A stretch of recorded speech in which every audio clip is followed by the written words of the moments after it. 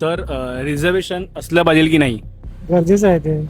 आता रिझर्वेशनची जरूरत नाहीये. ओके. उद्देश काय होता की शिकता आलं पाहिजे, भेदभाव संपला पाहिजे. जातीपाती बघितलं जातात, गावच्या ठिकाणी तर खूपच बघितलं जातात. कायद्यानुसार ते बरोबर आहे की असलं पाहिजे कास्ट रिझर्वेशन. हा, कास्ट रिझर्वेशन नसलं पाहिजे बिकॉज आपण जे काय करतो ते मेरिट्सवर केलं पाहिजे, मला असं वाटतं. ते स्वतःच्या एबिलिटीवर यायला पाहिजे ओके. सगळ्यांनी.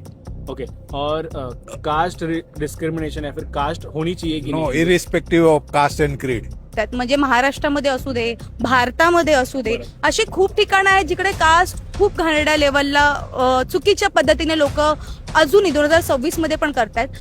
जैसे गरीब है तो गरीब के हिसाब से उसको नोकरी बोकरी दिला दो. स्कूलमधून मला 8वी म्हणजे 7वी ब मधून 8वी ढ मध्ये टाकलेलं, म्हणजे लाईक सगळे तिथे फेल झालेले त्यांच्यामध्ये. तसंच मला तिथे पण सेम तसं ट्रीट केलेलं ओके. सेम. जेव्हा ह्या देशात एखाद्याचं नाव, एखाद्याचं सरनेम, एखाद्याचं गाव न विचारता त्याला माणूस म्हणून ट्रीट केलं ना, तर आपण स्वतंत्र होऊ. स्वातंत्र्य दिनाच्या हार्दिक शुभेच्छा.